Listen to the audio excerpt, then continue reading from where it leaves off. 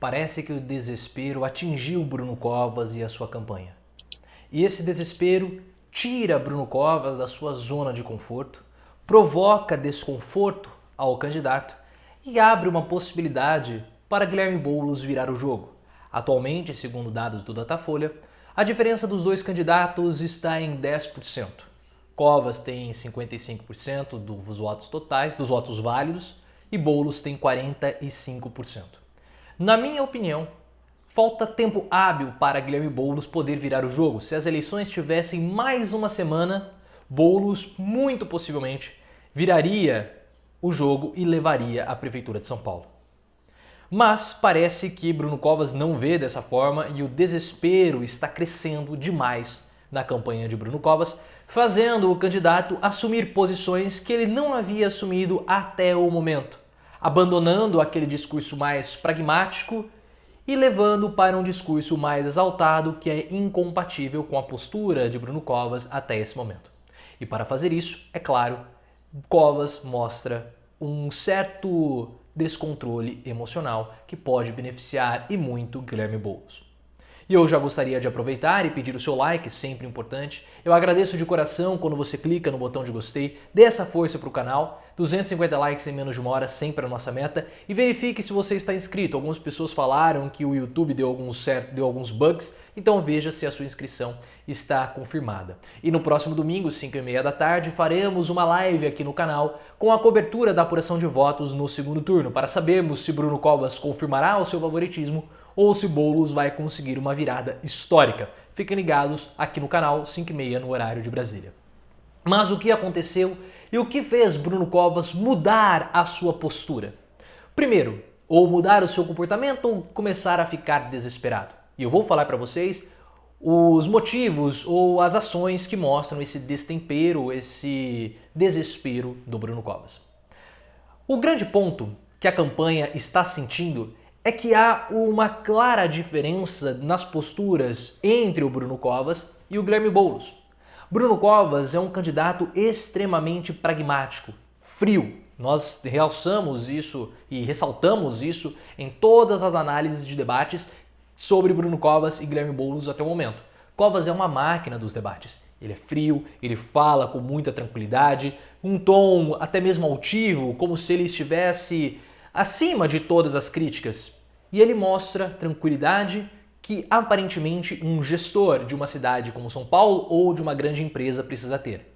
Todas as falas dele envolvem números e envolvem também a experiência dele. E esse pragmatismo do Bruno Covas tenta cativar aqueles eleitores que querem a permanência do sistema atual. E é muito contrastante com a fala do Guilherme Boulos. Uma fala apaixonada, uma fala que desperta emoção e uma fala que dá uma esperança, um sonho de uma vida diferente na cidade de São Paulo. E muitas pessoas foram afetadas, claro, nos últimos tempos, nos últimos meses pela pandemia e esperam uma virada e esperam uma melhora de vida. Então, mesmo em todos os debates, em todas as suas participações públicas, Bruno Covas dizendo que ele é experiente e despejando o seu currículo para todos, as pessoas olham para Boulos e falam e pensam, poxa, mesmo ele não tendo essa experiência, ele fala e me dá uma certa esperança. Então o discurso emotivo do Guilherme Boulos, não é emotivo no sentido de choro, mas emotivo no sentido de provocar emoções, é uma arma contra Bruno Covas. E fica muito claro ambos os discursos porque eles são muito diferentes. Talvez se Bruno Covas estivesse disputando contra Celso Russomano ou até mesmo contra o Márcio França, o discurso pragmático dele não ficasse realçado tão negativamente como está. Mas contra Boulos é o oposto, é completamente diferente, então tudo fica muito mais claro, muito mais nítido e muito mais desfavorável para Bruno Covas com uma parcela do eleitor, obviamente. Mas existem outros problemas que podem fazer com que Bruno Covas perca a eleição para Guilherme Boulos da mesma forma que Paulo Maluf perdeu para Luiz Erundina. Lembram disso? E Luiz Erundina, por sinal, vice de Bruno Covas. De Bruno Covas não, perdão, de Guilherme Boulos. O próprio vice do Bruno Covas é um problema. tem acusações, tem problemas, agressões, várias agressões a mulheres, vários problemas que fazem Bruno Covas esconder o seu vice. E ontem, em uma entrevista a uma rádio, depois de ser indagado sobre o vice, Covas perdeu completamente o rebolado e começou a falar em um tom exaltado para os patrões de Bruno Covas.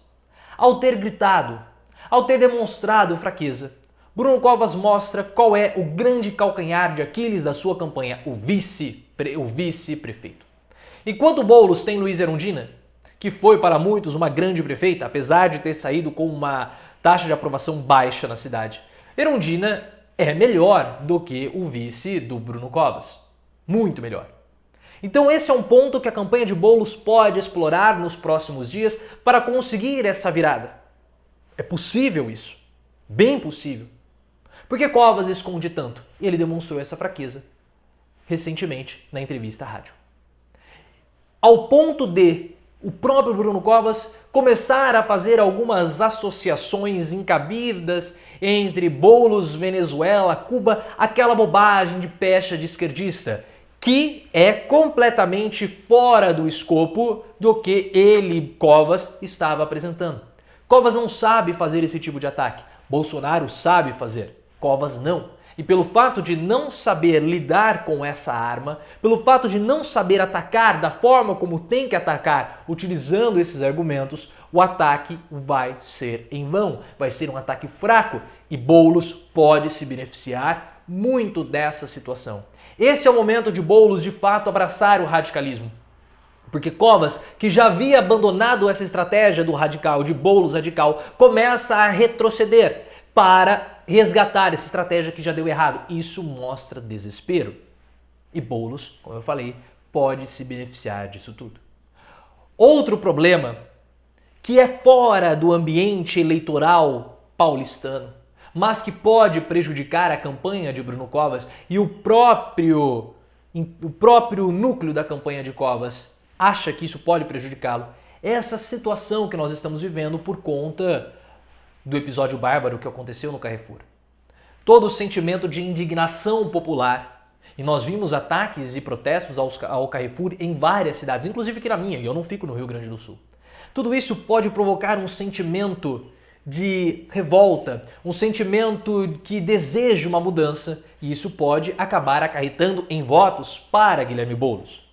A quantidade de abstenções no primeiro turno, ela não foi lá tão alta, mas quando nós pegamos os grupos, foi alta na verdade, 29%, mas quando nós pegamos os grupos que deixaram de ir, são grupos mais favoráveis ao próprio Guilherme Boulos.